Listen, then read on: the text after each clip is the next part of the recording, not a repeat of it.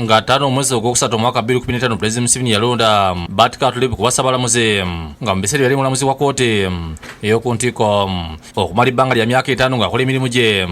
Leero Katulebe wadde ofiisi eri omumyuka we Owennyi-Dollo ngono wakugira ng'akola nga Ssaabalamuzi okutuusa President Museveni bw'analonda Ssaabalamuzi omuggya.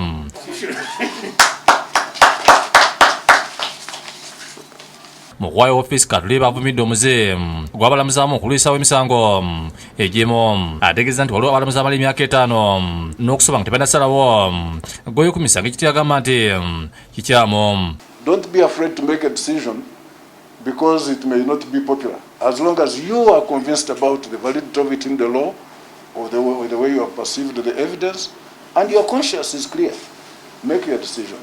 It is better than many of judges, as we are beginning to see, who accumulate judgments. You had a case 3-4 years down the road, you have not delivered a judgment. That's not being a judge. Ategeeza nti abantu baddukira mu kkooti n'ekigendeerwa ekyokufuna okuddibwamu naye bakaluubirirwa obulamu nga tekiba ky'abantu okubakandaliza okuba bwenkanya bwe babeera banoonya. Awabudde abalamuzi bonna bakandaliza emisango bawumuzibwe sinakindi bagobebwe olwo kiba ekyokuyiga eri abasigadde. Because how competent are you if people come to you for judgment? They want to solve their problems. People come because they have problems. And 3 years down the road, you have not solved their problems. So, and you are enjoying the title of judge. Ategeeza nti awumudde musanyufu kubanga omukulembeze gwe atadde omukono ku tteeka lyeyamusaba nga yakufuuka Ssaabalamuzi eri administration bill nga lino lirifuula esigeddamuzi okubeera nga lyetengeredde. So here now, on my last day, last Friday, as I was here, the president rings me and says, "I've just signed your bill." I said, "Okay." Mu kukwasibwa ofiisi Owennyi-Dollo yeyamye okutamuza obulungi emirimu okutuusa omukulembeze w'eggwanga bw'anaalonda Ssaabalamuzi omuggya. Obudde abalamuzi bonna okuwummula nga batuusiza emyaka egyesalira. We did not always agree on everything. You know, I'll mention one thing I disagreed with.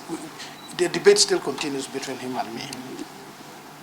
I believe one of the greatest mistakes we have in this country, because we do not want politicians to stay too long. We think even professionals should not stay too long. We should be able to extricate these two offices. Best age for anyone to be a judge is this age where Bart Katulebe is now departing. That is the unfortunate part of it. I hold the view, and strongly, that justices of the Court of Appeal, justices of the Supreme Court should be allowed to serve up to the age of 75. I'm very clear in my mind about it.